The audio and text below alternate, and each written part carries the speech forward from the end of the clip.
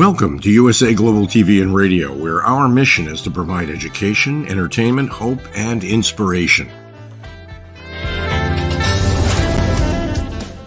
USA Global TV and Radio connects you with experts and audiences all around the world every single day to help you succeed in business and to live a richer life. Visit us at usaglobaltv.com to learn about career and life-changing training and mentoring programs like the Listening Mentor. Subscribe to our newsletter to stay informed about our special programs and offers. Discover how you can become a guest on one of our shows or a host or producer of a USA Global TV and Radio show of your very own. That's USA Global TV and Radio, where the doctor is always in.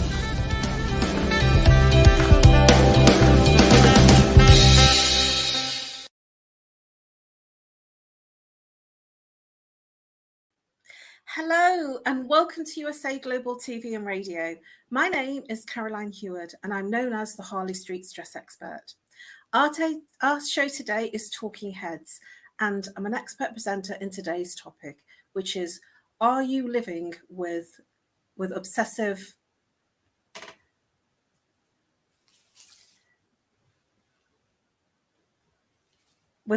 compulsive disorder?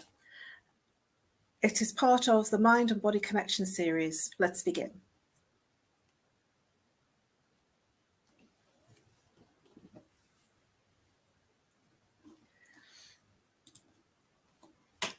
I'd like to start off with a quote from David Beckham. He said, "I have got this obsessive compulsive disorder where I have to have everything in a straight line, or everything has to be in pairs." When we think about obsessive compulsive disorder, we think about orderliness and tidiness and neatness and cleanliness. And David Beckham certainly shows that in this quote.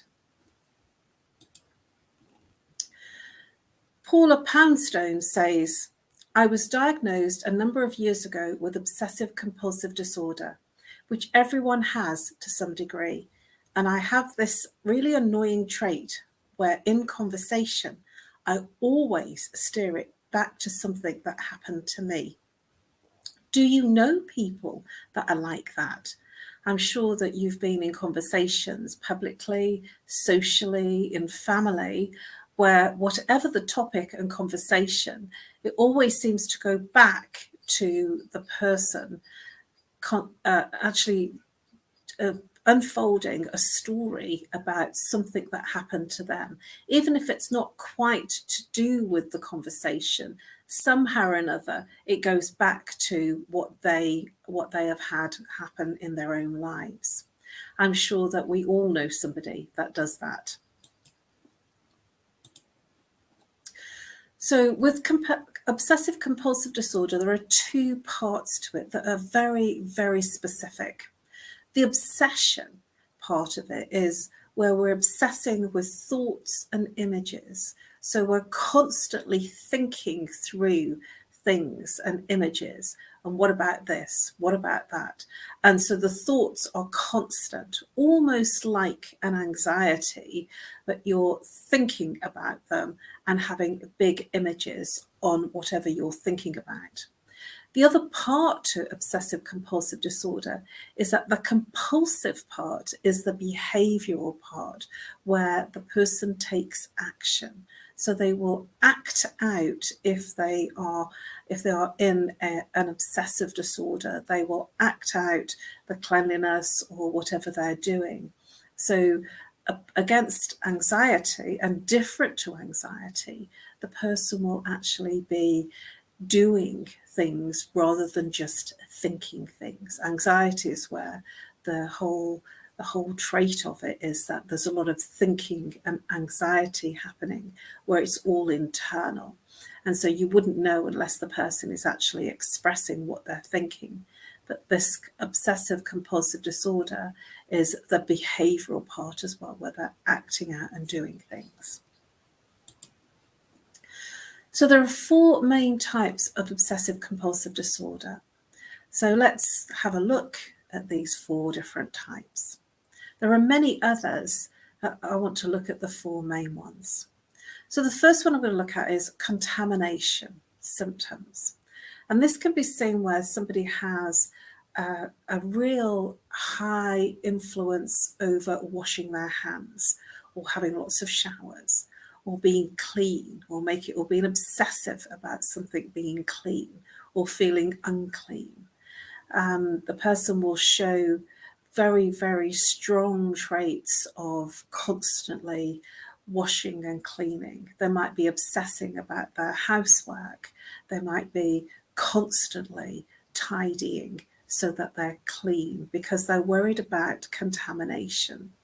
And this will stretch to things like foods, where they might be obsessive with dates, best befores, use by, and so they'll be checking out things that aren't not okay, are actually in good condition, but they're obsessed because they might be contaminated, and they will be thinking that something may be contaminated and therefore behaving like something is.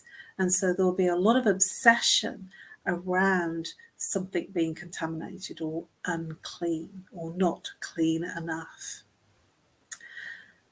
The other main type of OCD is symmetry and arranging, where somebody arranges things in pairs or rows, or where all the fronts of the bottles are facing outwardly. And there'll be a lot of, if in a wardrobe, for instance, where somebody has this type of OCD, all the white shirts will be together, all the black shirts will be together. All the shoes, the right colour shoes, will all be in the same area.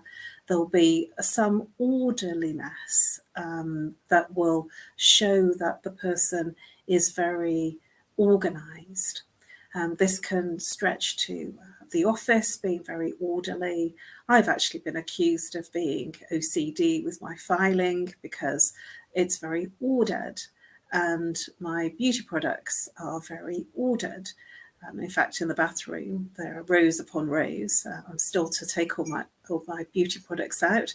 But there are rows upon rows of different things, and all the conditioners and shampoos are in one place, and then all the shower gels are in the next row. So it will look like there is a lot of order.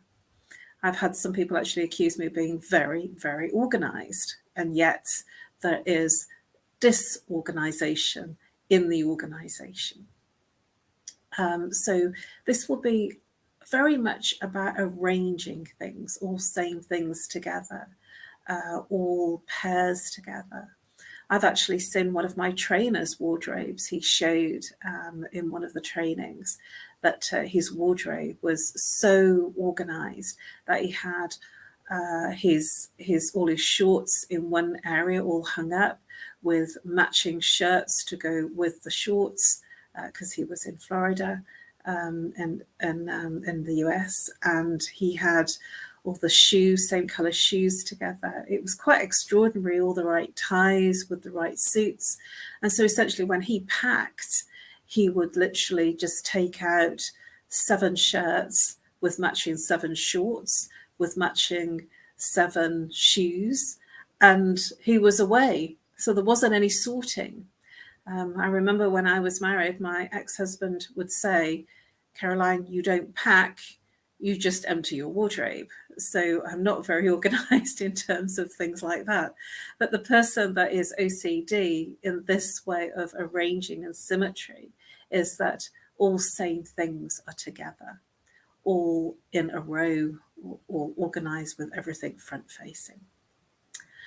Unacceptable and taboo thoughts. So this might be in relationship to sexual dysfunction. It might be that they're following taboos in terms of their relationships or in their sexual promiscuity or activity. Or they might be talking about things that would be deemed as inappropriate, or what you might call taboo subjects, exploring aspects of life that would be considered as taboo or not of the norm. The other fourth aspect of a main type of OCD is doubt and harm. So with doubt, it'll be that the person is always doubting their ability.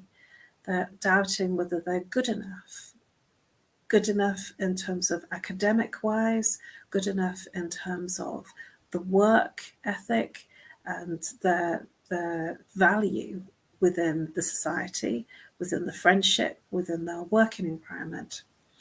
They will doubt their value within their relationship. They will always question, are they good enough for that relationship, and not feel that they are good enough in that relationship. And that can lead to some people being in a state where they will harm themselves to take away the overwhelm of the pain of feeling that they're not good enough, or the overwhelm that they experience of not handling their experiences of emotions. So the OCD cycle, first it starts with an obsession, and that's the thoughts, and they will be very intrusive thoughts. They will be thoughts that will just go round and round, and this is where it can sometimes look like anxiety, that the person is constantly thinking, what about this, what about that, and if I don't do this. So there's thoughts and images that they are going through about the things that may or may not happen, or what people may be thinking or saying about them. And so these obsessions that they have will also have urges of an uncomfortable feeling for the person. This will increase their anxiety because they are literally obsessing with those thoughts and images and thoughts about what hasn't happened or what might happen, which increases the anxiety because all of this is in the mind. It hasn't actually happened, it's all in the mind. And so this is where the anxiety increases. Now, anxiety is that the person is future thinking about what might or might not happen and obsessing about things that haven't happened, but that are happening in their conscious mind. So they're very real to the person, and they will start to respond accordingly. Which leads us into the next part of the cycle, the behavioural part, which is the compulsion to do something, to be somewhere, and to actually act out whatever they are thinking and seeing in their mind, which can result in the person feeling, as they've acted out the behaviour, a temporary form of relief. So, for instance, if the person has a hygiene OCD and is constantly washing their hands or not feeling clean, they will probably spend a lot of time in their housework, and once they've done the housework, they will feel, that feels clean. And then if they've cooked something, they will obsess again about everything not being clean. And so they will then go into a cleaning mode again. And then that temporary relief is over because they're back into the obsession and the thoughts about not being clean, not being right in terms of what they need it to be. Now, of course, we all have an OCD about cleanliness on some level, that, we do shower, we do wash our hands, and we do cook, and you have to wash up after you've cooked, and you have to clean things as you go along. But some people don't have that going on. And so when somebody is in an experience of the other person not being so clean, there will be standards of OCD where the person can't be in the same place because it's not clean enough for them. And I certainly would understand if there were mugs on the draining board that hadn't been cleaned for some time, and crocks on the draining board that hadn't been washed after meals, and food scraps left out, that it would feel uncomfortable for somebody who has a hygiene OCD to feel comfortable in that environment. So are people with OCD emotionally sensitive? Yes, they are very emotionally sensitive. They are energy sensitive in terms of there'll be the slightest thing, they'll be completely okay 1 minute, and then they can be in a situation, a change of conversation, and suddenly the thoughts come up and they will start to feel uncomfortably emotionally, and they will outpour emotionally. And so the person will be woefully tearful and weepy in front of you. Why are they like that? This is because they've built up things in their mind to such a point that the overwhelm of that buildup of thoughts, the obsession of the pictures, the images, and the urges that they have been thinking about will come out. And it'll almost seem over the top to somebody who is in that situation, that suddenly they've burst into tears. That this, from the internal perspective, is a build-up. So it isn't just what's seen on the outside. There's a build-up of what's going on internally for the person. Is OCD a coping mechanism for anxiety? No, it isn't. It's actually there's a part of it that is to do with anxiety, but it isn't a coping mechanism for anxiety, because anxiety is more about thinking about things that aren't real and building them up in your mind. But the OCD is playing out. It has the behavioural part of it, which is different from anxiety, where it's only in the thinking. And so it isn't about acting out the anxiety. OCD is very much the compulsive part. The compulsion is the behavioural part of the OCD. So what cause of trauma causes OCD? Well, I'd like to share with you a case study. I had a client that came to see me, and he had very, very severe OCD. And he said that he was always checking, constantly checking. He would do something and then he would check many times, maybe 20 times, whether it was right, whether he'd shut all the doors, whether he had locked all the doors, whether he had closed the windows. Whatever he was doing, whatever activity he was doing, he would always check and double check and triple check and quadruple check. He would consistently be checking. And he knew that he was doing it, and it did drive him crazy. And so he came to see me saying, "Can you help me?" And I said, "Yes, of course I can." And so we went back to the time that he first experienced it. So in a very gentle exploration of the OCD symptoms. Now, this person was 50 years old. And I asked him what his earliest recollection of the checking came into play for him within his life. And he could recollect when he was 5 years old, 5, and he was 50. So he'd been carrying this for 45 years. And his dad had a garage, and he was a mechanic. And he used to go and visit his dad in the garage. And his dad asked him for a spanner. And so he reached into the tool area and he pulled out a spanner. And his dad completely ripped him apart, saying, "Not that spanner. I don't want that spanner, silly. I want this spanner."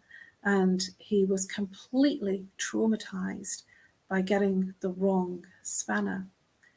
And since that time, he constantly checked which spanner when he was with his father and what tool his father was asking for, and would check and check and check and check before he handed over any tool to his father. When this was revealed, a 45-year experience, the client was very, very surprised. Now, something as simple as that, being given the wrong spanner, created a very traumatic experience for this guy. And very upsetting for him when he worked out what had caused the OCD of consistently checking. And so it doesn't have to be really big, but at 5 years old, he experienced getting something wrong. And it was so traumatic for this person that he didn't want to get anything wrong ever again. And to make sure he didn't get anything wrong, he checked and checked and checked. So it can be very, very small, but for a child, when something like that happens, there is no evolvement of emotions at that point to be able to comprehend what's happened. And so it gets buried. It gets literally locked in the energy matrix of the body. Now, we are all energy and space. And so when there is trauma that is shut down and blocked away, what happens is the escape route is the mind. And so then the thoughts become the obsession. And the trauma very much lives in the mind of making sure they are never caught out again. How does OCD affect intimacy? Well, because it can affect the promiscuity of someone, it can also affect you the other way too, where you will avoid intimacy. And so somebody that's avoiding intimacy because they don't feel worthy enough, good enough, they don't feel, for a woman, sexy enough or attractive enough or beautiful enough, or they might feel that their performance for a guy isn't acceptable enough or good enough. And so when these thoughts go round and round in the mind, this can cause a sexual dysfunction. It can cause intimacy issues that can become very, very physical, such as erection problems. Because if the mind is full of all of these obsessive thoughts of not being good enough and not feeling that the performance is good enough, then it will affect you physically. Because sexual dysfunction resides in the mind. It's what you're thinking about, and therefore it creates. So if you're thinking that your performance isn't going to be acceptable or good enough, then hey presto, that is what is created in terms of your performance in your external world. It might be that you're not feeling sexy enough or for the partner. And if that is the case, that will exude how you are feeling about yourself. And so there will be an abstinence of experiencing and being in that intimacy with your partner. And so very much OCD will affect your intimacy in quite a big way. And many people, certainly if there's been something that's happened in the relationship, if somebody has cheated on the other person, or if there's been a miscarriage, then there will be, for many people, an abstinence. It's because they're not feeling worthy or they're not feeling okay to allow that connection in terms of the intimacy.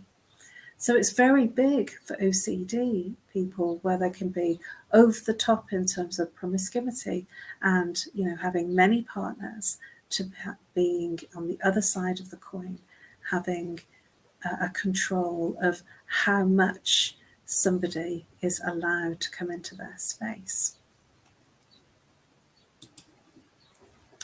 Are people with OCD controlling in relationships? Yes, they are, because they will put their standards onto you. They'll project their standards onto you.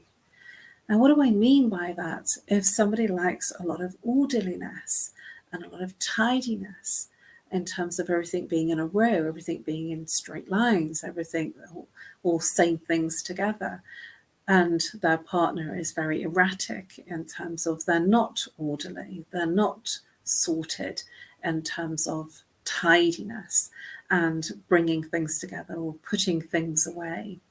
I remember when I was growing up, my mum used to say, everything has a place and everything should be in its place. And my mum was very, very tidy, very clean. And she used to get really cross with me when I was a child and studying, because I'd have books everywhere. So the room, my bedroom, was never tidy. And that used to drive her up the wall. And for me, that was my tidiness, because I needed all the different books, the different references to do homeworks and to do the study that I was doing. And so, this can portray in different levels of acceptance of what is tidy and organized. And when somebody doesn't have that tidiness or that cleanliness or that OCD behavioural adopted by their partner or in the family, this will have an effect in terms of the standard not being adhered to or applied within the relationship. And this can cause all sorts of problems, because the other person will see that there's nothing wrong and will be upset that they're being themselves. And the person with the OCD need for control, need for the orderliness, or need for the cleanness, the hygiene, need for everything being ordered and everything being in its place, will go completely stir crazy, because it's not in keeping with what they need. And that need, that desire for orderliness, control, will give control. And this is because deep down inside, internally, they feel that there's no control, which is why it's externally displaying as a need to be in control. And so they have what might be called a set of rules or standards that they need. And if they're not adhered to, they will feel uncomfortable, and they will feel very, very anxious that those standards are not applied. And that orderliness that they require is affecting their behaviour in terms of needing to sort it, organise it for control. So how do people behave with OCD? How do people with OCD behave in relationships? So we have sort of looked at this in terms of when the person is feeling not smart enough, not good enough, not pretty enough, not talented enough, they will actually have self-esteem issues. And that self-esteem issue that they are experiencing internally will reflect in their external environment, within their family, within their friendships, within their relationships, within their work. And this will appear in different ways. The person might be in a relationship, they might be clingy. If the person is clingy, it's because they are concerned, they're unsure of their value, of their worth, and because they're not feeling enough or not feeling good enough, they will be holding on for dear life to make sure that they don't lose what they have.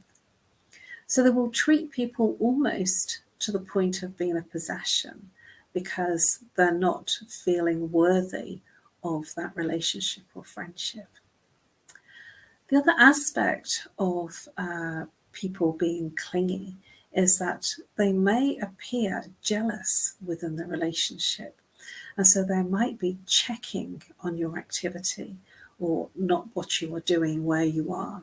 And they might be checking in on your phone, by texting, messaging you, checking your social media posts, what are you up to, even when they're not with you. And one of the reasons for that is that internally they are feeling uncomfortable and suffering a space of low self-esteem, that they're not enough for that relationship or that friendship.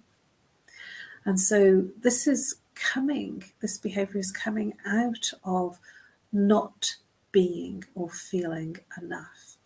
It's nothing to do with the relationship they're in, and it's nothing to do with the other person. It's something that's going on internally for them.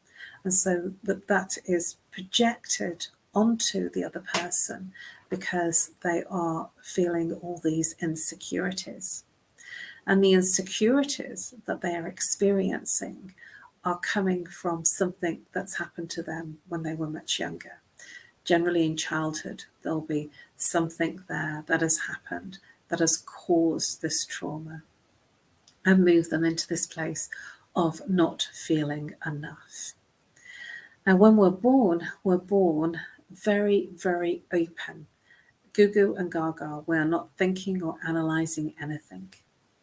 To the point of there is no preconception of a not being enough.